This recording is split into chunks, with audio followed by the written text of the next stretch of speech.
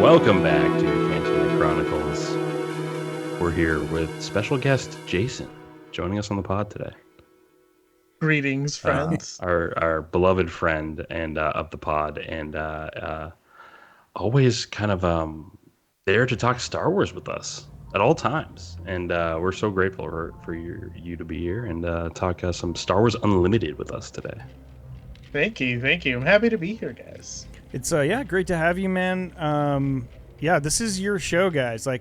Jason very kindly yesterday taught me how to play Star Wars Unlimited. I played my first game yesterday, kinda. We did sort of like face-up cards and went through some strategery, and I think it took me about 90% of the game to learn, and then 10% I was playing towards the end. But I got it. I think I got it in one game, and I'm ready to party. But fantastic game, man. Star Wars Unlimited. It's so good, yeah. From Fantasy Flight, Yep. They just knocked it out of the park with the gameplay, the art, the heroes, the leader characters, the units, like everything about this game is just incredible. And The theming is fantastic. All the theming for the leaders are incredible. Like they did such a good job. That's what struck me most. So we played. It was like a Mando set. So I had the Mando set, and Jason had Moff Gideon, and it was just like you could tell it was a very distinct play style. It was, and you could see how the units work together, and it was very a Mandalorian like way to play, and it was like really kind of. It's sort of like you don't have many offensive units. It's very defensive, and you get like random power ups and things like that, and really. Really, really cool. And then, of course, Moff Gideon he had a star fleet and just like leveled me. As is actually pretty accurate, I think, in a lot of cases. Yeah, that's the starter deck for Shadows of the Galaxy, which is the set we're currently on right now, with set 3 ready to be unveiled and in November, I believe. Is that right? Yeah, November is the next set coming out. Very cool. Which they've already started teasing cards and new mechanics and stuff for, so super excited about that. And I feel like the first set, Sparks of Rebellion, is incredible. It basically encapsulates the entire Galactic Civil War, all the characters in there, the classic, characters in the original trilogy. You have Leia, Vader, Luke, so many cool leaders, even from Rogue One. You have Cassian, you have Krennic. You have Jyn Erso. There's so many cool leaders just in that first set, and sort of encapsulates the rebellion and sort of the Galactic Civil War, and the original trilogy as a whole.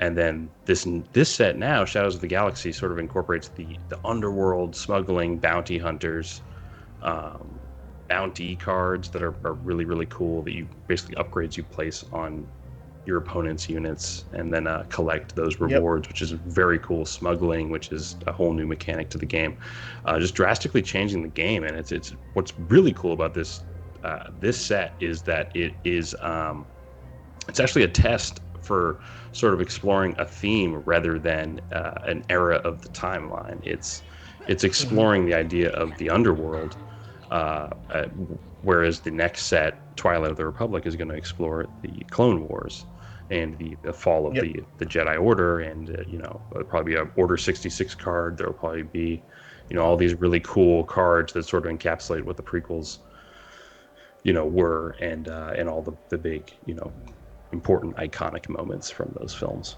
sort of encapsulated in the game, which they've done so well. And I just want to jump into sort of like what's our favorite cards that we've seen, that we've played, the decks that we've been building, and sort of like if we our experience with the game thus far, and whatever we've done sort of like in terms of organized play. I don't know if you've done any organized play, Jason, but I'd love to hear what I've done a little bit. I think for the listeners, I kind of want to give them also a kind of more direct overview of like how the game functions, because it's also a game, like I think I mentioned this the last time I was on with you guys, it doesn't really play like any other card game that you've ever really played, where you take your turn and you do 5, 6, 7, if you're playing Pokemon, it's like 18 things before you hand over your turn to the next person.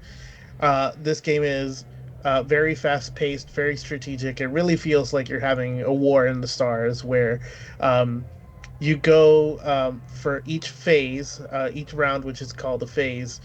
You go turn by turn, action by action. I do one thing, you do one thing, and we go back and forth, and it's like a constant struggle, and it's Yeah. constant thinking, constant strategy, and it's like it's so much fun compared to every other card game that I've played.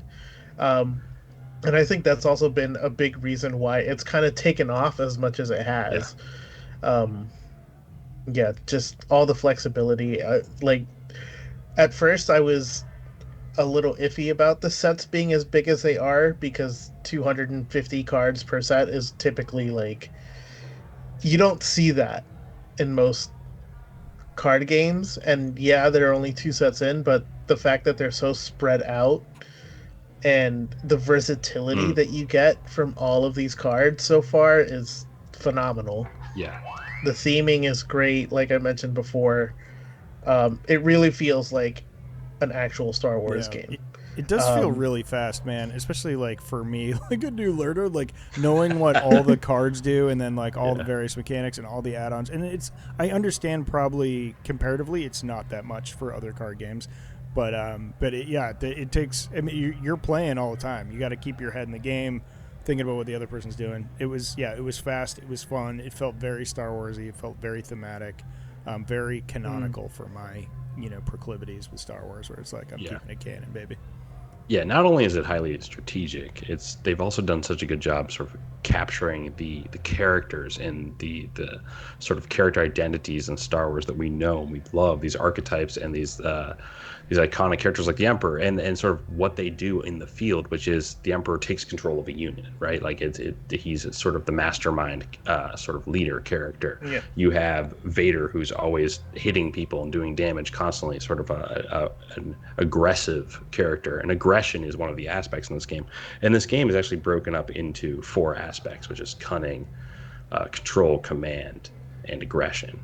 And then there's heroic and villainy cards as well. It's sort of that mix of cards is sort of what you're using to develop a strategy to take out the opponent, and it's quite compelling because you can even double up on some of these aspects to pay less for a card, and that's incredibly cool. But again, just how they capture the identity of the characters is very, very cool. Like Luke is constantly shielding people. You have Leia is allowing 2 rebels to attack at a time. You have new heroes like Bosk, who collects double the bounty. Kylo Ren, highly aggressive character that tries to strike the opponent immediately. They've just captured sort of the characters in the gameplay, which is something I don't see a lot of. I mean, Outer Rim, another game that Fantasy Flight developed, is also incredible in that regard. Mm-hmm. But yeah, just again, Fantasy Flight just doing incredible work. So just really want to shout out this game. And yeah. So not sure if you wanted to hit like the greater meta or just talk about what we're currently kind of playing to give people a little bit of. Let's talk about what we're running, right? Let's do it. All right. I don't know who wants to go first here. I know Ben started. Yeah, I mean, one game. Yeah, okay. I played Mandalorian. It was great. Din Djarin just buffs. Don't underestimate that deck. I've got some. What is it called? The one with Tarkin. Like Evidence of a Crime. I have 3 of those. I'm gonna throw those your way, Ben. Just put that in your Mando deck. I promise you. It's a wild deck, dude. I would love a rematch on that. Sort of knowing a little bit more what I did. It's tough because it's like you're it's very defensive and. It's you get buffs on upgrades like Din Djarin, but it's like you're constantly behind the 8 ball, 7 samurai facing off against like a whole battalion, and that's the way it plays. Like you've got a shot. Like I mean, I drew first blood, with your help, Jason. But still, yeah. But I was in it till I wasn't. I made a couple of mistakes early because I didn't know what I was doing, and I still don't. But I think I know a little more for next time. Then it'll be a blast. But yeah, just that. And this is such a fun game to learn because Jonathan, the other listener of the podcast, I think he watched Grant and I play one game, then just sat there and binge watched YouTube videos and learned to play on his own. And now he's like, Yeah. making his own decks. He's like all in. Oh yeah, I've been but yeah. overwhelmed by Jonathan's Chewbacca deck. It's it was quite something to behold in set one. Now set two, we're all kind of reinventing our decks. So Jason, what are you currently? I know the two decks you were rocking. I just want to know what you're currently sort of. I mean, I'm still gonna keep rocking one of them. I'm a huge Cassian Andor fan. Nice. Yeah. So one of the things when we played Ben that we you didn't get to experience is Saboteur.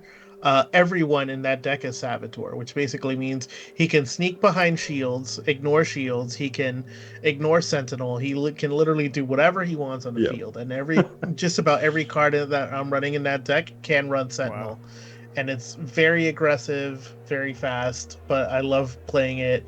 There are two new cards that would go great with Cassian in set two, which is the Cripple Authority. Like if you run a slow Cassian and you don't ramp, and you use Cripple Authority, which is you draw a card if someone has more resources than you, your opponent has more resources, and they have to discard a card from hand. Woof. Yep. And then you also do damage during turn, and you draw another card, and you're just drawing like crazy. And then there's a new ship, obviously, that has Saboteur, aggression heroic ship that has Saboteur in set two. That's gonna fit perfectly in a Cassian deck. So I'm scared of Cassian. If someone wants to do that, I'm terrified. Yeah, there's a few things that I'm going to work with that, but I've also been of the new leaders, I'm trying to make Fennec Shand work. Sweet. Because Fennec's ability lets her bring in something that's cheap and give it ambush, even if it doesn't have ambush. So good.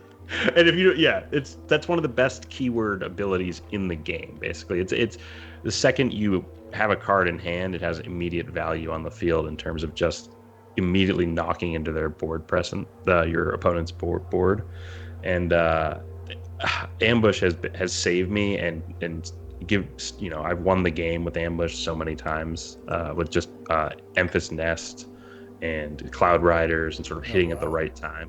That's a hot tub there. Emphas Nest and Fennec Shand. There we go. That's a good party. I like those two together. It's actually a great show. Where's that show at? Where's the Emphas Nest sort of like Fennec Shand team? I think that I don't know. She probably they must overlap.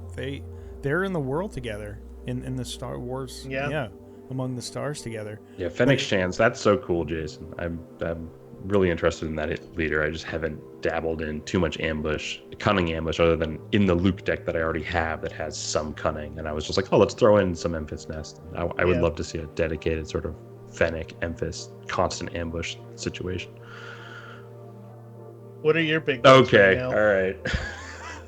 I run two decks. Mono green Palpatine and mono yellow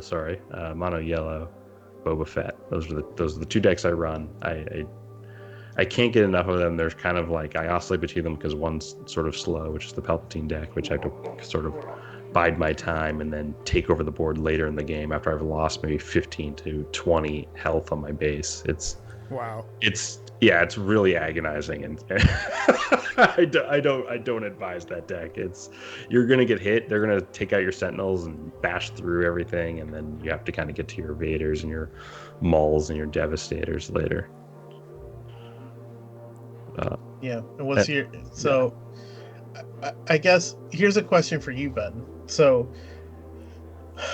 I don't know if you know all of the leaders, but name a major character, and we'll tell you kind of like how viable they are as leaders if they currently exist. Okay, and I assume this has to be the original trilogy. Original trilogy or some of the Mandoverse. Yeah, right, in the Mandoverse, and then obviously a little bit before Fennec. I see. And sequel trilogy too. Yeah. All the major characters are sequel trilogy. Yeah, any character except for the original trilogy or sequel trilogy or Rogue One or ancillary Solo. Poe Dameron. Oh, best unit in the game. He's best not a unit leader. In the game. He's not a leader, but he is like the best, most sought after card in the game. No way, now. Really? He's actually the priciest, I think, card on any sort of on eBay or on TCG Player. Like if you buy that single card, it's pretty expensive. I think Vader is still worth more, but it's not by much. Like it's And then not what a is just big right there, difference. Vader and Like, Poe Dameron. It's So like Poe is a Grant's pretty 2 favorite Yeah. characters. yeah. He's a 5 cost card that is 6 power, 6 defense, and so he's very powerful for his. Is he for his airborne or is he placement ground? curve. He's ground. That's ridiculous. Well, yeah, there's a ship called. I mean, his ships there. Black one. It's Yeah. a 6 cost red aggression Yep. space unit, and it's you basically it's when played, I think you can discard your entire hand and draw 3 cards, and so it works perfectly with Poe, who actually uses 3 cards, discards cards to sort of manipulate the battlefield before he even attacks, which is Yep. so powerful. Like in terms of It's manipulating insane. the opponent's board and then attacking, I have never. Honestly, most cards just ambush into other cards. What Poe does is sort of he totally manipulates. If they have upgrades on them, he strips the upgrades, and then he can hit and basically just dismantle your entire defense, which is very powerful in terms of. He's not a leader yet, which is interesting. So, I think Jason and I wanted to talk about like what leaders do, but he's not a leader. That was the question, right? Ask if there is a set I think called Jump to Lightspeed that was announced, set 4. It's the upcoming, and I there could be space. There's talk of space leaders in the future and sort of creating more dynamic gameplay in space, which is very exciting. Yeah. Which I love the space stuff. I used to run a Thrawn deck, and I've been slowly making it all space and like no ground units except for like 1 or 2 things that just disrupt everything. Space and spaceships and all the starships are so let's much do fun. 2 more characters. Ben, name another OT sequel trilogy character. Oh man, that I think is a leader. Yeah. Han Solo. We'll just go basic. Okay. Okay, so the funny thing is there's 2 Hans as leaders. There's the young Han from Solo, and then there's original trilogy Han. Both are fantastic. Boba Fett and Han Solo were given the double leader sort of treatment, where both characters have had leaders in both set 1 and set 2, and young Han, incredible. Original trilogy Han, probably the best card in the game, I think. In terms of just looking at the value and what you get for getting an extra resource on certain turns and sort of being able to play above curve constantly. I can't. That's just, and I tried to do it myself, and it's very hard to stabilize that situation at times where you kind of are overspending and you play the Falcon and you're basically like a resource down with a resource up, but you're doing a lot of resource math kind of is in the back end, which is really cool. Nice. That sounds fun. Yeah, I mean, I imagine everyone has their own vibe, and he basically creates a resource essentially, like an extra resource. Yep. Which is awesome. That fits. Yeah. To play higher cost cards. Right. That fits him. It's like he makes something out of nothing. Like that's his character. Yeah. And there's a lot of fun cards that you can add with him in set 2 that pull things from your discard pile. Because when you defeat the resource after you use the resource with him, it goes to your discard pile. So you can just discard whatever resource is going to be more beneficial for you to bring back later. Wow, cool. Yeah, lots of cool leaders in the 2 sets we have now. But I sort of wanted to do a leader prediction for set 3 before we jump off this topic to an extraordinary topic that I've been waiting to talk to Ben about for probably years. And and I'm so glad you're here, Jason, because we're gonna dive into the Force sort of after all of this and catch up on other sort of Star Wars talk that we usually, are committed to. And it's so. But firstly, I wanted to do a sort of like predictions for set 3 leaders, because that's the upcoming set. And then if you have any predictions for cards that were announced at Gen Con, we can sort of. Or any of the sets announced there, we can jump into those too if you have any ideas there. But I was just thinking set 3 might just be a fun one, just given that we know sort of the basis and the parameters of what's going on there. And also the 2 cards that have already been revealed are the leader cards, Ahsoka Tano and General Grievous. And this is, of course, Twilight of the Republic set during the Clone Wars. And so we're going to have a number of leaders in this set, and I'm so excited. I think a lot of us, Star Wars Unlimited players, are just, salivating, chomping at the bit to sort of see what else is around the corner in this game. But I just want to jump into that.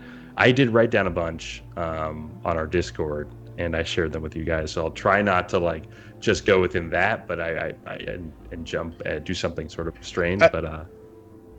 You also wrote that list before we saw any of the information from the third set, so yeah, I almost feel like because it's mostly Clone Wars based, I'll give you one that I would love to see as a leader.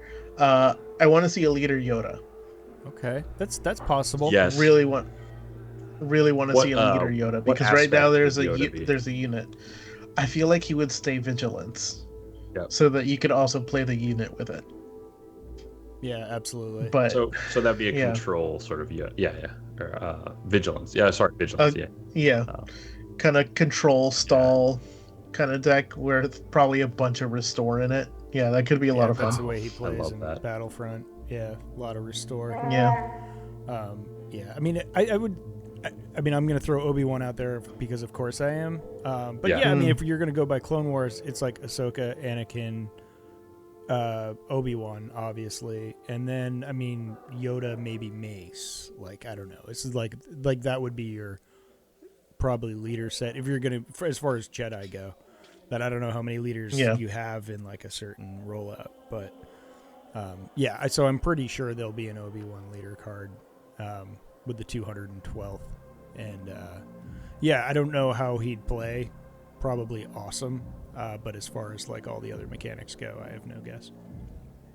I could see Obi-Wan in the Clone Wars being command, being green. I like that. Sense, yeah. I flipped General Obi-Wan. Yeah, General Obi-Wan in the armor. Yep. No, I like the green. I like a green. I like a command Obi-Wan. That's cool. That's that's very neat. It's interesting. What about you, Grant? Well, there's lots of. I mean, there's. You want the Maul deck? Are you gonna make a Maul deck? I don't. Well, there's going to be there has to be a Maul leader. I think when he is on Mandalore and it's Death Watch Maul, that is. He should have been an Underworld leader, man.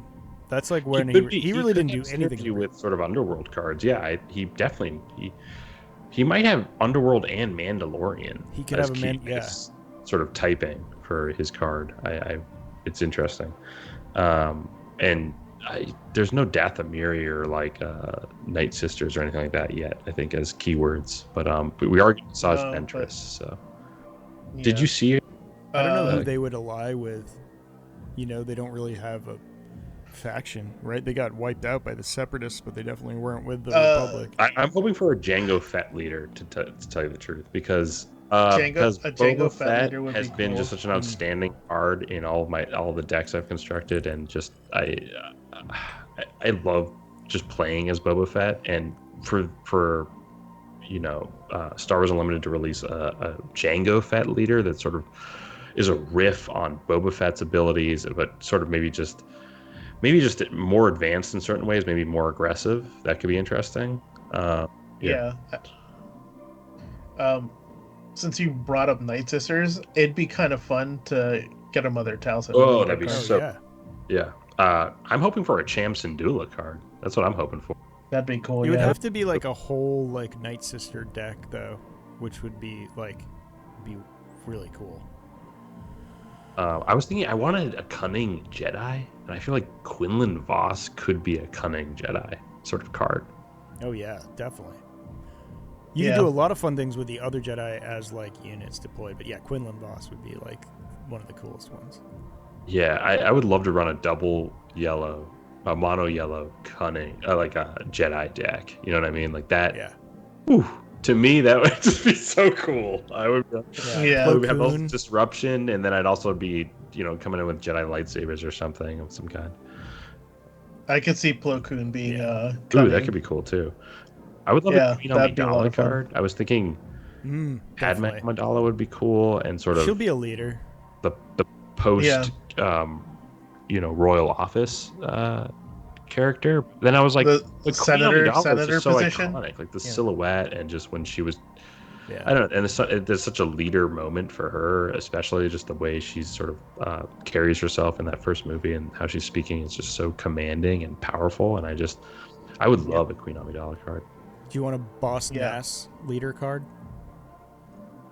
I wonder if they'll do a Boss Ness. I don't. I wanted Poggle the Lesser and Boss Ness and all these characters, but I'm like, I don't think they're going to do those leaders who are very specifically leaders, essentially. But I don't think they're going to. Jar Jar was technically a senator, so like, do you want Wat Tambor, the leader card? Like, yes. No, I'm talking Gungans right now. Like, can you roll out a Gungan deck? Because that would be insane. I mean, that would be awesome. But like the tokens that they've actually revealed thus far are like just clone troopers and droids. And you'd think that if they did a whole Boss Nest part of the game, that there would be like Gungan, soldiers as well. The prequels were a long time, and it my feeling is it's sort of like late Clone Wars. If it's like the fall of the Republic, then it's going to be late. We'll definitely get a Count Dooku. Late Clone Wars. They should do an early Clone Wars too, or like an early prequels. They could do a whole Phantom Menace like rollout. Would be wild. But yeah, I mean, if they did the first two movies together, that's where you could get your Jango and oh my gosh, what's her name? The Changeling. How do you want? Zam Wessel. Wessel, yeah. That'll be. They will definitely be a unit of some kind. The old Zam Wessel. How do you want Count Dooku to operate? I mean, this should be the major sort of leader character of the Separatists, right? And I feel like exploit, like he huge would probably exploit be. I think huge exploit, probably cunning, because that's his style. That's true. Yeah. I like him as cunning. I love that I love him as cunning because he's a vigilance unit. You know who I love as command? I love command for that. General Kalani. Ooh, who's General Kalani? He's the tactical. Oh yes. Oh yeah, that would be so cool. Because I was thinking you'd do like TX-20, that commander droid that sort of like goes rogue or whatever. I was hoping that droid would like be a leader or something. I was just some commander droid of some kind. Man, I mean, do you think Pre-Vizsla will be a leader? It kind of doesn't make sense. It's not really a Clone War. It's not like a battle in the Clone Wars. I feel like maybe in a later set, but I don't know about right now. Anakin Skywalker are going to get a leader card? Absolutely. Aggression leader, like sort of a mirror of Vader. No, totally no cunning, aggressive. No cunning Anakin? No. Yeah, exactly. No. Jason's like, nah. It's like when Thrawn is a cunning card, like Anakin's just can't be a cunning card. He's hammer meets nail. Yeah, he's aggression. Yeah. What about command for Anakin? I don't know. Because don't you want Vader? It's like cool if it's almost like as he passes into Vader, it's an aggression card or something. You know what I mean? Like it's almost like if he was something else in. I don't know. There's something about there's a double aggression. If you have both Anakin and Vader next to each other, you're like they're both aggression cards. They operate in a similar way. Makes sense. Same person. Like I wonder if it would be more fun if it was. He's like different. More cunning here. He does like weird things where he exhausts units as he attacks or something. Like he's kind of doing all those things to like totally manipulate a battlefield or something because he's a show off. Maybe I don't know. Like I don't know the cunning. He's not a cunning. He's a show off essentially. So that's I don't know where that sits other than maybe cunning or aggression. But yeah, I'm leaning more towards aggression for him just because that was his style. That's true. Right. He was in your face all of the time. You're fast and loose. Yeah, he is who he is. All right, I have one for you. We've mentioned a lot of Mandalorians. What about Duchess Satine? I like that. That Mandalorian synergy. Yeah. That could be great. If you do Maul, Pre-Vizsla, and Duchess Satine, that's like enhancing all the Mandalorian cards that they just released in Set 2, which is very cool for all those people who want to build those decks, which I've been tempted. I actually been tempted to build the Mandalorian sort of themed deck where it's and then use Evidence of a Crime, that card I told you about earlier, Ben. That's just sort of like you take other people's upgrades and put them on your guys, and it's sort of like so that would be disruptive that like it's the most disruptive thing I've ever experienced in these games. It's really upsetting, especially if they get like keywords activate or go online when they take things too. It's like it's a really cool deck, and if they had released more Mandalorian cards with this Clone Wars set, that could be so cool. So I'm there with you. That's just a team. That would be really cool. What about Admiral Trench? I was trying to think of his name. Yeah, I love that. Yeah. The Tarantula General. Yeah, he's a fantastic. Vigilance card, maybe a Vigilance General. Or I don't know. Or a I think he's a tactician. I think Vigilance. Yeah. Okay. Yeah. Vigilance. So sort of like, restoring and removal and things like that. I think he might play more like an Andor card, sort of like, because he's deceitful and he has all this subterfuge. But so like maybe red, maybe aggression. Yeah. Well, sure.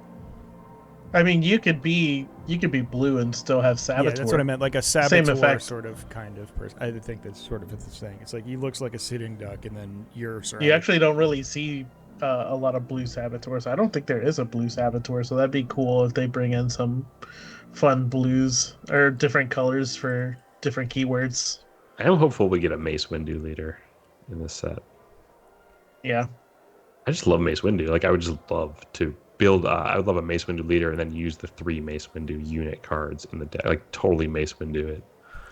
Where he's just like, sometimes you just have to take care of things yourself. Well, he's a very aggressive card. Like, he just ambushes people and then readies after he takes someone out, which is probably. I don't know, Jason, how you've experienced that, but it's like it's game ending essentially. It's like it's like. I mean, if you plan it right, you can clear a board with Mace. So it's like wow. Very good. How did Mace make it into the decks that are out already? He's in set 1. There are some like weird kind of cards that made it into set 1 that aren't particularly original trilogy. Like Black One, which is Poe's ship, is from the sequel trilogy. There's Count Dooku's in there as a unit too. General Krell, Mace. So confirmation that Mace Windu survives the fall. Game. Ben, they thought Pong Krell's already in the game. Great set 1 card, and I have like 10 Colonel Kurtz.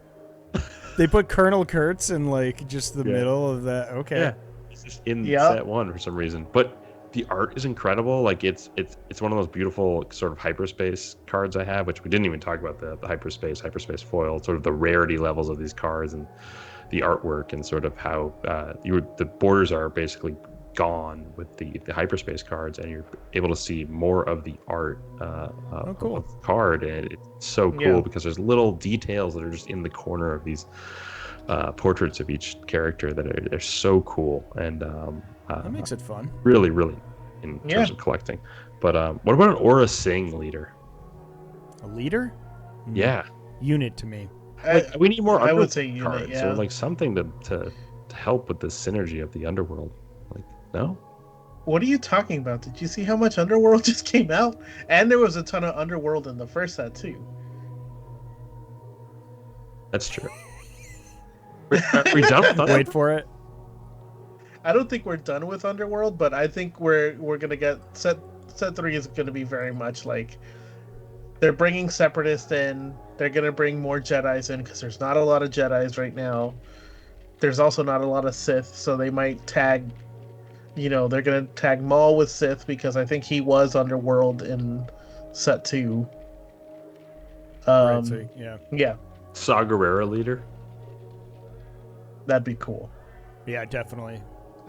I mean, I don't know if that's this run, but you could do young like on Alderaan. Yeah, exactly. Saw Gerrera, burgeoning revolutionary, and then a Steela Gerrera unit that pairs with the leader, or Steela Gerrera. Yeah, Steela Gerrera leader. Yeah, either or. That's the way it worked on Alderaan, right? That's true. Yeah. He was her second in command. Yeah, that would be great, actually.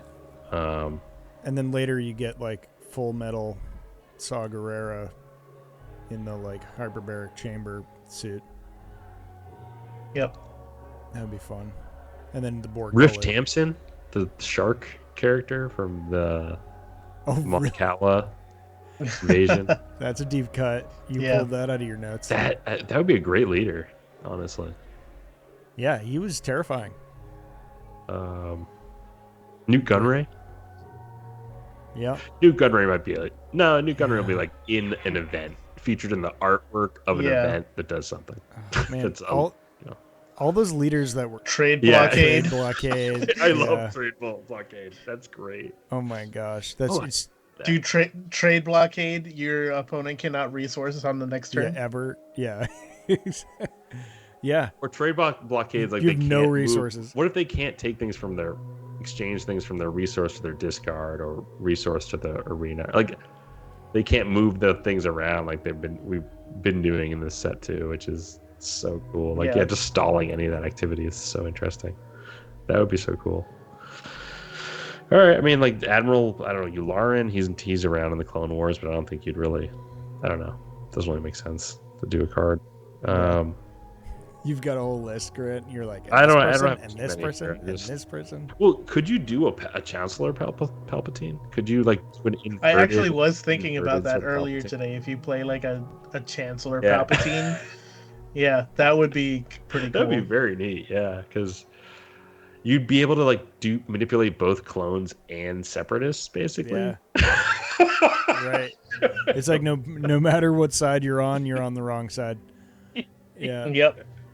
Yeah, that's very cool. All right. Well, I think we can move past SWU conversation and get to another fun event. I won't call it the main event because it's a two-parter. This equal weight, but this is a sort of main event. This is something I've been waiting to talk to you about for a while, Ben, which is just the Force, like our catch up on the Force. You know, where are we now with the Force after the Acolyte, the Jedi? You know, the text, the sacred text thus far, and sort of our feelings and thoughts, because just love talking. It's sort of like ever evolving. It's like an ever evolving conversation that it's never going to end, right? Yeah. It's like we're going to keep getting facts about the Force and know less about it somehow. You know, like I think that's the way it's supposed to work, and it's going to go. But we keep getting more evidence, right? So that our sort of picture of it changes over time. And yeah, I mean, you know, so there's a couple things going on here. We're thinking about the Jedi. We're always like the other on. So there's always two questions, sort of like, what is the Force, and what does it mean to be a Jedi? Like, what's like a true Jedi, right? And so we actually kind of wanted to talk about both of those things here today. But yeah, I mean, speaking about the Force specifically, I like a sociopath went through, and I just started like just mentally. I didn't like look at anything, just like off the dome. I started listing all of the Force things, like abilities that have been used, starting in the original trilogy, going through the sequel trilogy, and then I just sort of like at large thought about expanded universe, and I attributed them. I wasn't going to, but after our conversation the other day, Jason, I attributed them to light side, and dark side based on who used it first, or like where it showed up first. I came up with a bunch, actually. I still don't feel like I have half, but you know, and so I tried to look at the whole list and then sort of see like what does it mean to use the Force? Because we sort of like, they can use mind tricks, and they can do Force push, and they can jump real high, but like what is, you know, and I don't know if you want me to go through this. I'll just do too long didn't read. It's all about the mind. It's like mind over matter. You know, it's like in the original trilogy we saw a mind trick, we see like deflection, right, with like Luke, we see Force Ghost, which is like, I mean, that's a different plane of existence. Okay. There's like how, like, you're a great pilot, you have like amazing reflexes, aim, force pull, telekinesis, you move things with your mind, telepathic communication with your mind, acrobatics. So there's like the physical aspect where it's like you get a little enhancement on your like basic things, but it's like mind over matter is pretty much like when you use the Force, it's like you have to draw it into your brain, find like peace, and then like deploy with extra effort by being one with the tides of the universe, the galaxy. So would you say that peak use of the Force is creation of something? Because take for example the two things that I can think of offhand after coming off of the Acolyte and strongly suggesting Anakin and Osha and May being created, but other things is like Force lightning itself is created. It's not like the Force itself, because if it was the Force itself, it would just be a push, or it would be something like that. But you're creating an energy from something that's not inherently an energy. Yeah, I think those are the distant outliers. I really think the Force is about like understanding at such a complete level that you can sort of manipulate the world around you, but it has to come like inward first before it goes out. Like Force lightning, it's like, I mean, it's in the air, right? There's energy in the air, and it's just sort of like, I mean, I don't really know it. And then it's like through anger, like somehow channels that sort of thing. But it's so much of it is like it has to be harnessed in the mind first before you can. That's so interesting that you're talking about. Yeah, I like that you. I really like when you talk about the mind tricks, Ben, and sort of like the early establishing of the Force and sort of the early powers we see, and sort of what the cerebral nature, right, of the Force is very, very cool.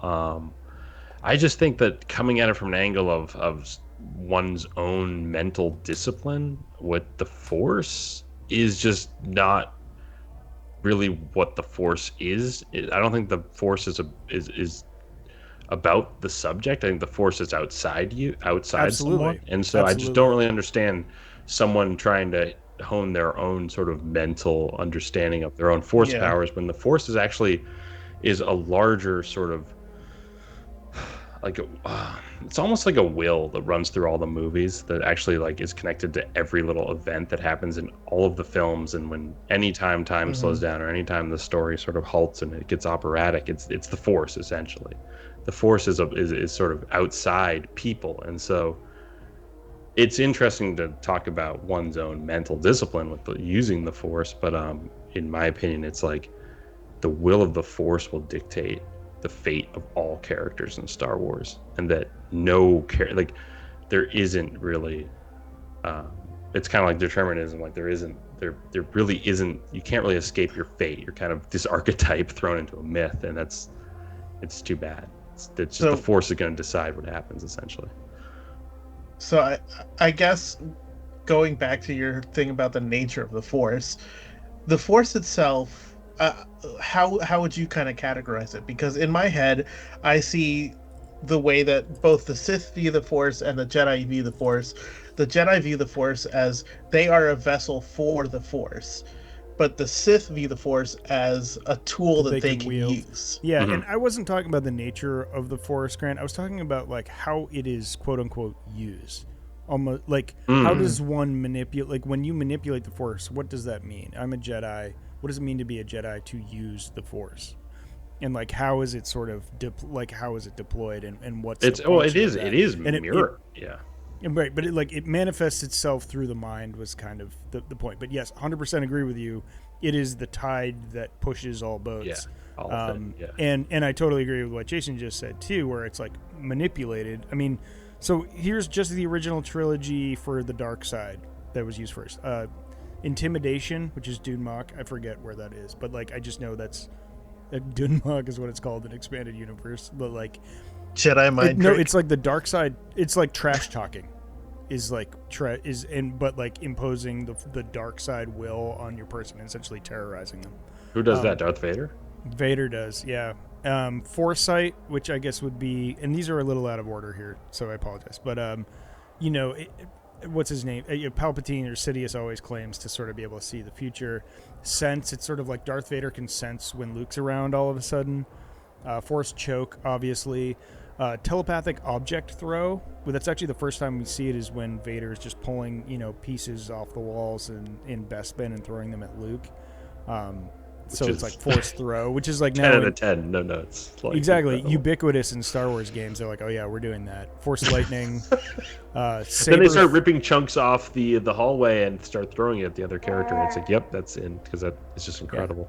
Yeah, that telekinesis is like, I mean, that's like a lot of what, when people use the Force, that's what they use.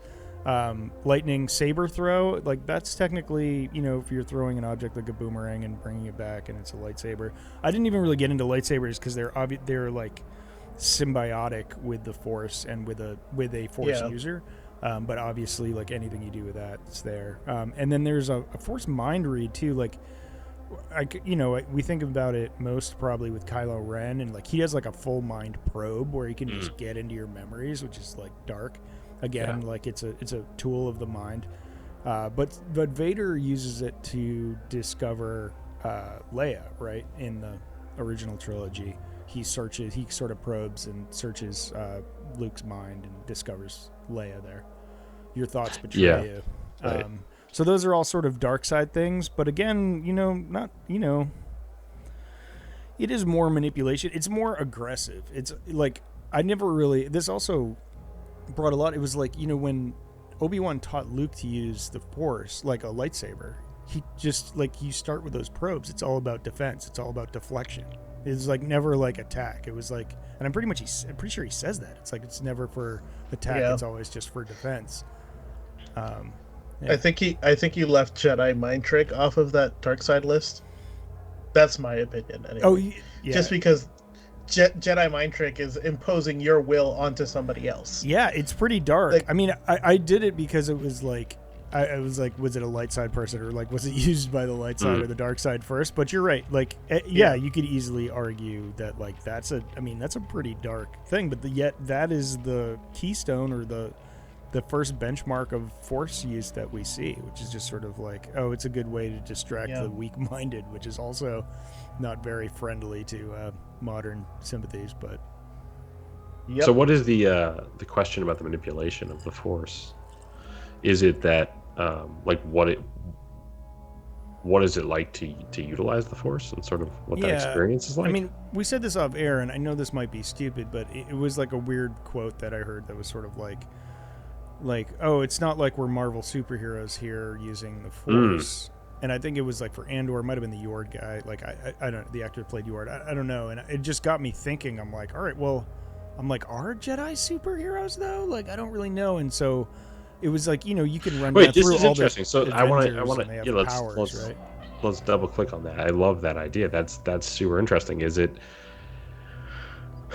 sort of the direction of how Jedi are portrayed? Should it be more heroic? Is that what sort of like is you think is sort of in question, like the way that they're portrayed, essentially? Or is it more that like why aren't they by nature more heroic within sort of the story, the context of the story? You know what I mean? Like what's the debate in terms of like what's wrong with them just being sort of like peacekeepers and at bay with their powers and sort of pacifists? Like, what's wrong with that? Isn't that the actual doctrine? Yeah, and I wanted to dive deeper on it. My point was that sort of like I think they're differentiated. I think Jedi are very clearly differentiated, but like in a world where like a lot of feature film storytelling is centered around superpowers, not just like Marvel or DC. Like it's other people that have it's always someone has some mystical power, like Mindhunter or something like that. Like that they have. I'm like, what really makes a Jedi different, and therefore more like the mythology, like sticking with this sort of idea of the monomyth. Oh, okay. As opposed to sort of like they're just silly superheroes running around in robes. It's like what differentiates them from all the other storytelling, and what is it, and what does it mean to use the Force? Well, like they have a code, and they're part of an institution essentially, and it's not really like a superhero who just gets their powers and joins a superhero team, and there maybe is one government overseer. It's really just an order of monks essentially, and there's the doctrine that they follow and the dogma, and sort of it is about peace and serenity and being without the self, being selfless, protecting the weak, enacting justice. It's about all those things, but I would say that's what makes them different. They're sort of paladins or knight errant, characters, but just in a science fiction setting, which is so interesting. And sort of that's the secret sauce, essentially. That's Star Wars. But, it is, yeah. But what can you do when the doctrine, as we've kind of seen recently and have been talking about, is inherently flawed? Yes. Because there's also a lot of contradicting points going through like the entire Skywalker saga, because part of it is, it sounds like they don't want you to feel your feelings at all, but on multiple occasions they get told to search their feelings. So am I supposed to feel my feelings, or am I not supposed to feel my feelings? Am I supposed to bury it and hide it? And then there's the whole attachment thing that I wish Adam was here, because this would start an entire tirade. No, but he's right. If we were talking about attachment, it's like you're supposed to be compassionate, but you're not allowed to be attached. But you're not allowed to love, and it's sort of like, okay, this. But you're talking about a poetic retrofitting in a saga, like a space opera, essentially, of a storyline that has to be about the failures and the fall of the Jedi. Because Luke and Vader and that familial attachment is the ultimate counterpoint, the poetic counterpoint to denying attachment, withholding from attachment. Yeah. Like that's the point. That's like, so I don't even know why we really criticize what is essentially a space opera. Like it's supposed to be dramatic. It's supposed to have these echoes and these. And it's supposed to be human, but like Jedi aren't supposed to. But what's interesting human is where we go now. That's what's so compelling, I think. And so I just can't. I want to dive into this with you guys, because like this is what I want to talk about. Is basically, we know Luke's temple falls, but we know he probably has this newfangled understanding of the Jedi Order, right? And sort of what he can do to be different, and sort of based on Obi-Wan and Yoda's teachings, and essentially Anakin too, but by the sort of what's established in the canon in Return of the Jedi. It's these three are probably telling him things about how this can be different. Essentially, he establishes it falls, but now Rey is going to establish a Jedi Order. And so it's what fun we could have just sort of talking about what that could be and how she could benefit off the failings of the past and learning from these failings, and sort of building a new, maybe not like institution that's involved in policy making and nestled in with the government, but more of just like what this order needs to be is just essentially peacekeepers, but peacekeepers who are accepting of one another and are allowed to have attachment, but it can't be like, you need to also just learn, to be humble and not have hubris, and sort of like be a Jedi who uses their power for good. Like this is that part of the teaching could good probably be brought up rigorous trials or something, right? Like rigorous trials could keep people out, maybe outside of learning maybe the deeper knowledge, and then that could be a part of the system, essentially. I think attachment is definitely something that's needed moving forward, and I also think the knowledge of how to properly process and use your feelings is needed, because in Star Wars, every species has feelings, and how they process those feelings ends up either pushing them to the brink or keeping them in line. And a lot of the time, to keep them in line, you'd have to have almost like the wisdom of, somebody on the council who you can take this feeling of anger, process the feeling, and then let it go, as opposed to holding on to it because you don't know how to process the feeling. But if you hold on to it, then you start falling to the dark side. Like, there's how you sort of navigate it. Yeah, there's a big disconnect in how to process feelings. I feel like they teach a lot of doctrine, and what I would say to Rey is teach the doctrine, but teach them how to be people first. Because the most important thing is, as Jedi, you're here to serve each other, and you're here to serve the greater good. You're here to serve the Force. So why not learn to master your feelings and understand what you're feeling and allow it to be, processed correctly, instead of something that you just But how do you do have that no in control terms of of. process? How do you condition that or we've had teach two that? examples recently in Star Wars. One is the High Republic, and two is the Acolyte. And I think the Acolyte is probably a cautionary tale because all of a sudden the attachment ramps up and it like leads to disaster, and we sort of see how that goes. But the High Republic story is Elzar Mann and Avar Kriss. You know, they actually do navigate it perfectly. I mean, so far. But you know, they're like, yes, we're in love with each other, and yes, we're gonna have sex with each other, and we're gonna do it. But it's like, it's about like acknowledging that you know, they can't sacrifice the greater good, right? This is the moral compass that I think really needs to come back in Star Wars in a big way. The fight against good versus evil. This is like a major pillar, and I think, you know, dude, the Jedi should have the best relationships.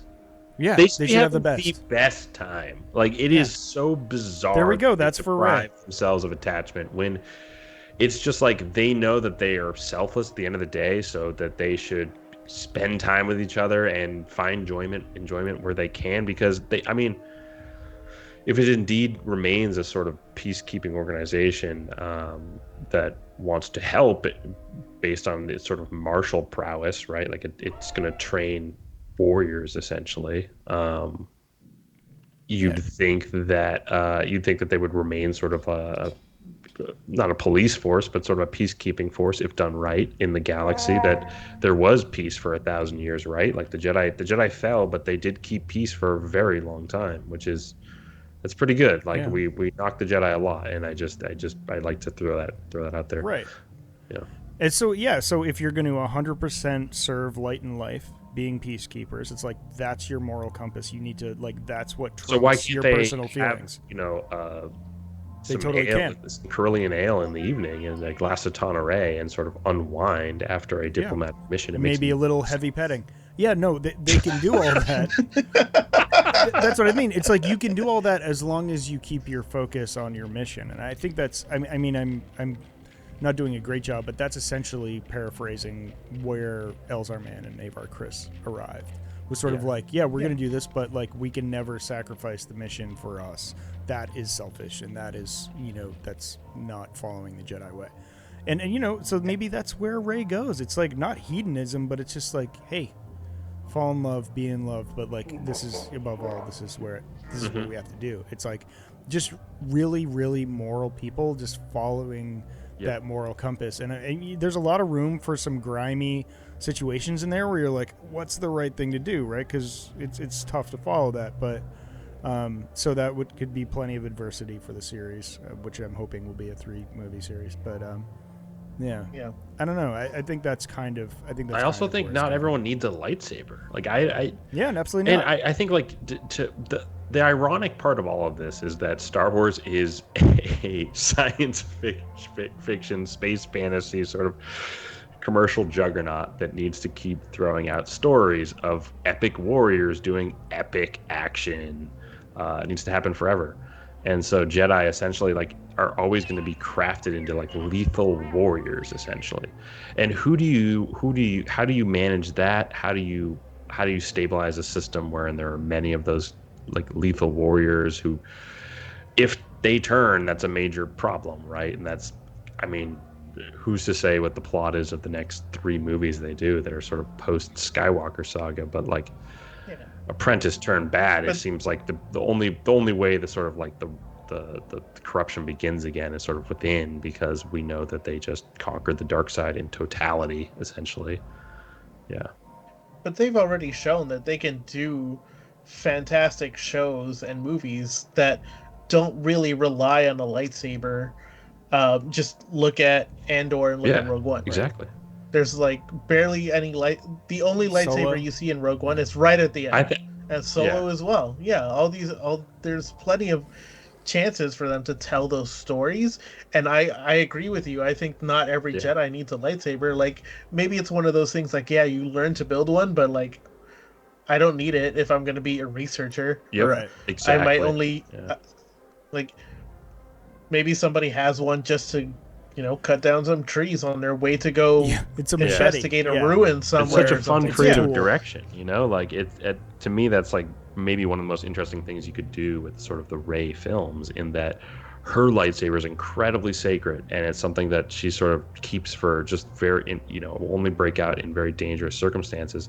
And then maybe to get a lightsaber and to be a warrior, on par with Rey, and in her tutelage directly, it's like you have to do a trial that is like something I wanted to see as a fan for the longest time. It's sort of like what it takes to sort of like do all these wall runs and a crazy sort of room that's collapsing in on itself with all types of cool sort of obstacles that someone has to jump through and jump on, just to sort of like an Olympian sort of reach the end of a course that's going to bring them to their wits' end, that's going to challenge them emotionally, like we talked about. So you get to see them at their worst, at rock bottom, and trying to figure out this puzzle. And it's like that's when you expose someone as sort of being vulnerable to corruption or not, essentially. That's how Rey is basically like, okay, you can be a warrior, but you have to pass a very rigorous test to get a lightsaber. And like a lightsaber is a sacred item now. Like if you make a lightsaber a sacred item in these new films, that is a very cool decision in my opinion.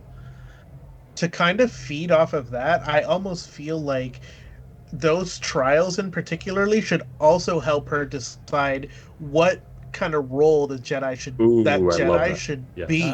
Where maybe they sorting do better at the puzzle. It's a sorting hat. Exactly. Maybe they do better at the puzzle elements, or they identify something that helps them along the way, and they become more of a researcher. I love it. Maybe they're brute force and. Yeah, maybe they brute force their way and they're like adept with the Force, and they wall run and they jump, and it's like no easy for them, and maybe they become like a frontline person. Like they get a lightsaber, right? Like that's like to get the lightsaber almost to do that physical feat and all that stuff. Yeah, and that's part of the sorting hat process, right? It's like, if you run it the right way, it's like, okay, nope, you're a warrior. So to add on to this more, and like running back to like the beginning of her training, my experience with the EU, and correct me if I'm wrong, again, this would be a good Adam thing because he's just finished reading the whole thing. But, my experience was that, Luke was a little loosey-goosey with training, and it was like a little kumbaya, sort of like Woodstock 69,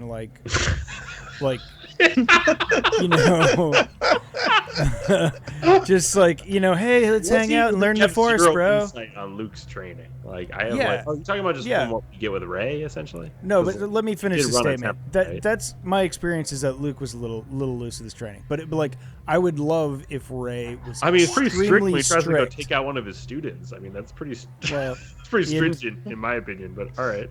Okay, but no, but yeah, that's the opposite of Woodstock 69. That's pretty chill. I'm speaking more of like expanded, like old EU, expanded universe. That's kind of how he ran it. And it's like, obviously new EU, it's like, whatever. But even in like what we saw in the Kylo Ren, it was like kind of loose. My point is that I would like Rey to run a tight ship, and where it's like from the beginning. And I have a serious question for you about this.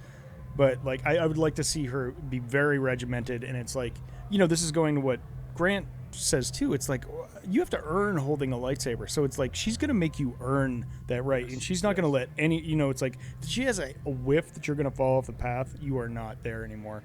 And but maybe she has great teachers. Finn's gonna be there hopefully, and he's gonna be a great teacher and all those things. But Mike, so if that's the thing, and I would like you guys to comment on that and see if you think the same thing, but do you think Rey continues the practice of taking infants from families that are Force sensitive? I hope not. Why not? No, it's bizarre, and even in the Acolyte, watching a character go through sort of trying to find a pupil in such a sort of obsessive way was actually just incredibly shocking to me. And that was a bit of an outlier, I would argue. He was on one. Yeah, he was just like. Soul was on one, and he just was like, I figured it out, brr. It would have been incredible if they just made the planet a little weirder, like everyone just sort of like a little bit in a mental fog or something. Like I do think that if you're going to, the reason I'm against taking the babies is because if you're going to go into the realm of yes, you need attachments at this point, your biggest attachment is always going to be your family. Yeah. So I feel like it should be at some point their decision to be like, hey, the Jedi scouted me, or they're here, and I want to go with them. Almost like what Osha did, but without, Yeah. Soul being obsessive the Yeah. entire time. That's Because they should be able to make that decision, because it also gives them more reason to want to serve the Force and protect their family, because they have that attachment. I like that, but it's so messy. Like at what age? At 8? At 9? Like when are they ready to make that decision? Like, you're ultimately still giving it to a child, and it's like really then your parents should be making the decision for you. Yeah, I don't And really it's like, and yeah, even if whole you're thing. sorry, I'll let you keep talk in going, a second, keep going. Grant.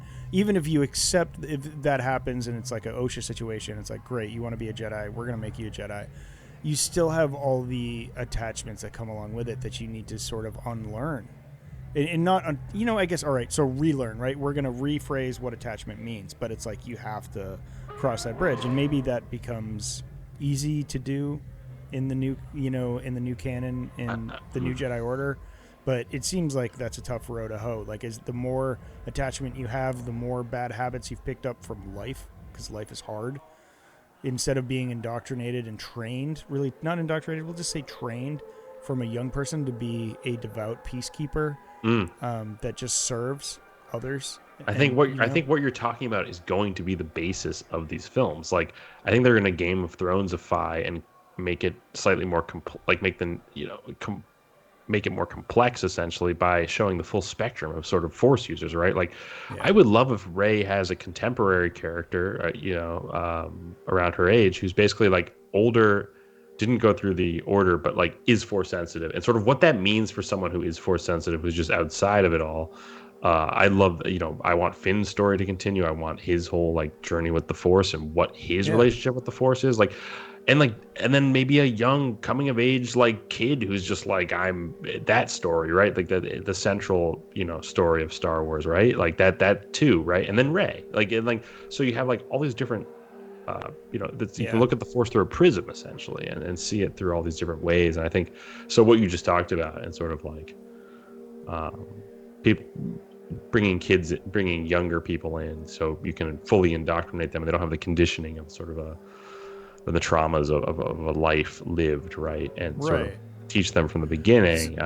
So maybe it's like a 1 or a 0, right? It's like you're either like you're getting them at birth or you're getting them whenever, but it just doesn't matter. And it's just like, listen, come to us. We will train you. You will be tested harder than you've ever. It'll be like the Navy SEALs. Like, you'll be tested harder than you ever have, and then we will help you through your next thing. But I mean, I think Finn is a perfect example, and I just like saw a scene in my mind that I desperately want to see now. It's like Finn could be one where it's like it didn't really seem like he had like precognitive abilities. He had this sort of like mental sense, picturing, I don't know, like strategic like ability and his sensory. He used sensory in that list you just listed off. But it would be really cool if, like, for a whole movie, a whole 3 movies, it's sort of like he never is holding his lightsaber. He's never, like, maybe you even see it for a second, but he never uses it. He's always in different positions. But then that one time he has to use it, and he's awesome. And it. But to go back to the age thing, you kind of just proved my point, Puri, because you want Finn to be a Jedi. Finn is much older. Yeah. He's making the decision himself. Luke made his decision when he was older because he wasn't allowed to make the decision previously. And Luke is probably the best of the Jedi, as far as we know. Right. Yeah, you guys convinced me. But I wanted to raise a question. Oh, I think I'm with you. I think that's much more fun. Did you think it was the right way to kind of bring people in before there's the conditioning and stuff like that? I just got that. I got kind of excited about like a really rigorous Type A Rey, like really just like, nope, we're not making any mistakes, and she's going to be cherry picking concepts and like ways to raise Jedi, but I think that might be one that she sticks with, where it's like, I'm not messing around with anyone with these. When you say cherry picking, I think you're keying into something. I think Rey does. I think there's stories and legends tossed around the galaxy and whispers and that travel around the edges of the galaxy that she hears about, right? And there's young people, and there's people of all ages basically like doing incredible things, and sort of maybe doing some sort of miracle in front of people, and then she hears about it, and then her recruiting someone is also incredibly poetic, because she was always just looking for someone, some help, as something awakened inside of this force kind of awakened inside her. For her to be the ultimate mentor character is actually key to these new films. It's like she almost has to be the ultimate teacher that you wish you had, essentially, because she's thrown, from Han to Leia to Luke to all these listening to myself say that, I realized I defeated my own point, right? Like, Rey was like 17 or something, like, and it was the Force awakened. So it's like, you can't plan these things, right? No. You don't know from birth, and it's also cruel to take a child for it. Like, it makes so much sense for her to just be like, wherever you are, we're here. I also think that I don't see Rey being the type of person who goes through that rigorous kind of training to bring them up from little kids, because kids in particular do not adapt well to pressure like that. But look at all those cute kids in the Jedi Temple and stuff. I guess that's just like, that'll be from a different time. They used to do that, but they were just cute, and they're like, we want to learn and help people, it'll be super. But most kids, no, not at all. Yeah, I think it's a idealistic idea to have a lot of Jedi kids, right, training in the ranks and sort of learning all the different abilities of the Jedi and the, in all the different schools of thought and knowledge and stuff like that. That's so cool as like a giant institution, but I have a feeling this should be a little smaller, like a little bit more exclusive. Like it's not going to be a big institution by the time we catch up with Rey. I imagine it'll be. I don't know. Rumors it's of interesting. Actually, not rumors, from from Daisy Ridley's mouth, there will be a time jump.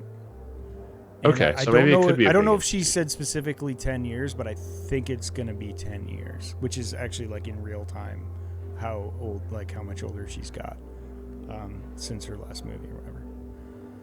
Yeah. Or the first movie or whatever. But So I mean, so who knows? But I love that, Grant. I love the idea that it's like they still don't, their ranks are not large. It's a handpicked few.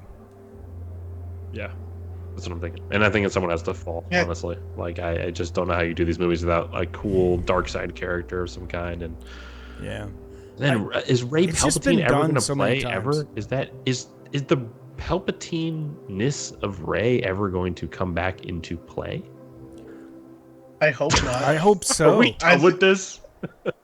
I feel like, personally, I think that her being able to constantly stay above the Palpatine-ness makes her a better Jedi. Yeah, I think it would just be kind of like, you could do a thing where it's like an alcoholics like parable, where it's sort of like you're never rid of it. It's a choice you have to make every day, and for her it's even harder. Well, that's what they say in all the recent novels, right? In the Jedi, the main sort of Jedi teaching is Elzar Mann, it's like goodness is a choice, and it's a choice that you make every moment of every day. So it could be that much harder for her, especially how powerful she is, she could be even more powerful 10 years later than she was when she defeated Sidious. I mean, I hope she's stupid powerful. Well, remember, otherworldly,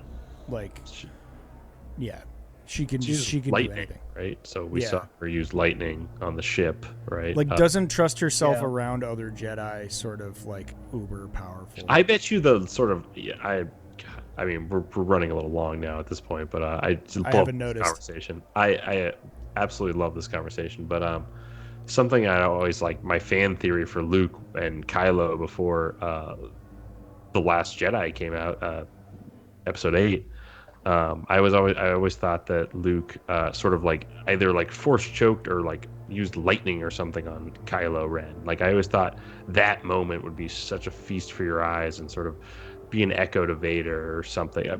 Probably force choke, right? Like, to be a complete echo of his father, like just a real darkness taking over, a real tide of darkness. But I would love that for a Rey scene and just make it lightning. Like, that to me, it's like if Rey broke out lightning and it caused the fall of a student, like, that is, I'm in. Like, that works every time. Like, there's no rugs to be pulled there. I'm just happy with that. Works. Like, I'm just there. That stuff is just awesome. It's opera. It's just complete opera. For like the 5th time, I want to reference the Lego Star Wars Summer Vacation special that was done, and which is like the only in there, totally not canon, by the way, but like they said Rey was looking for Force artifacts, and this is like sort of after Rise of Skywalker, and Finn was looking for potential Force sensitive pupils.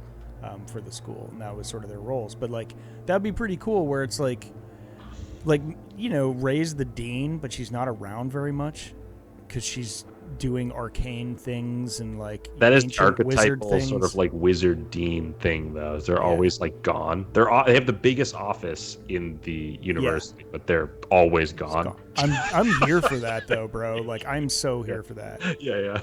And like she shows up and everyone's like, whoa, she's here, and she doesn't even know she's there. She doesn't even see anybody because she's on like another thing. Like, well, that's another way you could get a whole dark side storyline too, is artifact based sort of dark side entities and characters. Yeah, that's what, dude. Okay, let's go. I just love like dungeon diving Star Wars. Like, let's go, Rey Dungeon Diver. That's what I mean. It's all that. But she's unlocking stuff like almost like Afro, where it's like, whoa, like you have no idea the Force. And then she's meddling with. And then she's like a bulwark, and she's just like pushing it back, and she can fight against almost any obstacle or any challenge. She sort of rises to it. It's getting dodgy. I almost kind of want that to be like Finn's job though, because I feel like Rey.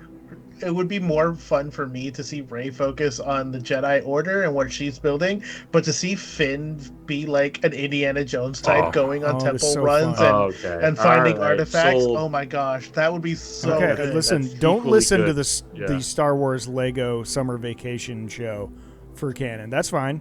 But no, I do love that. I would like that too. But I don't know. Rey's an awesome. They're all awesome characters. And yes, I don't want to leave Finn. Right. I don't want to have Finn babysit. Like maybe he started that way, but like maybe it's Rey and Finn that are doing this together, and they're a 2-person team, and like that's kind of cool. That like the two like leaders are doing it, and there's someone else, new character that's sort of like helping to teach the new students. That would be fun. It's gonna be awesome. I mean, really excited for Dawn of the Jedi with Mangold, but it's this Charmine movie with Rey that's gonna have the cool stuff, because we don't know what's gonna happen. Charmine Obeid Chinoy, I cannot wait. Thank you. It's gonna be incredible. Just to see Rey in the future and what she does with the Order. But I'm sure we'll return to this topic on future episodes. So. We do most episodes, I think. Yeah, we'll get back to Rey and the Order and sort of how it can be led differently, what can happen there. But man, I can't stop thinking about Finn as Indiana Jones now. Like it's just like temple so cool. tomb raiding. Like, oh my goodness, that is just too cool. Yeah, it would be a lot of slapstick too. Like he's not quite as smooth yet, but like it would be great because he does bumble a bit. He doesn't he's not full Jar Jar, but he's got his moments. He's looking pretty heroic in Rise of Skywalker, so maybe he's made the leaps. Yep. Sweet. All right. Pretty cool to just know that those films are being worked on. Like it's very exciting. Yeah, and so many in different eras. It's great. We're still a bunch of years away, barf, but gives us plenty of time to talk about them, which will be great. Yep. Right on, Jason. Thank you so much for joining us. Thank you, Jason. It's a treat. Yeah, thanks again for having me. Yeah, we love it, man. Definitely go play Star Wars Unlimited. It is a really sweet card game. If you've never played a card game like this before, it is very accessible. It just says what to do on the cards. It's very simple. I had a fantastic teacher in Jason. You might be able to find other good teachers online. Follow the Jonathan path. Or people around you, but it's an addictive game, and it's tough to get cards now because it's so popular. People are just swooping them up. So get in on the phenomena. It is phenomenal. Yeah. Okay. And and other things. Next week, I think we're going to talk about more comics. I believe. I think so. We have a couple more comics to cover. Vader and something else. this is where Adam would come in handy again. But yes, definitely Yes. Vader and Black, White, and Darth Red. Maul, yes, Darth Black, Maul. White, and Red. Yes. Yeah, so a Sith-filled comic coverage next week and more stuff too. I'm sure Adam, after listening to this, will want to chime in on what we talked about. So you're great. Thank you so Graceful very landing much. of the starfighter. Yeah, indeed. Sometimes it's a little Han Solo-esque. Yeah, just who needs to put down landing gear, right? Anyways, thanks for joining us in the cantina tonight. Hope you enjoyed your beverages, and we'll talk to you again next week on Cantina Chronicles. Nice. I would use the restroom so bad.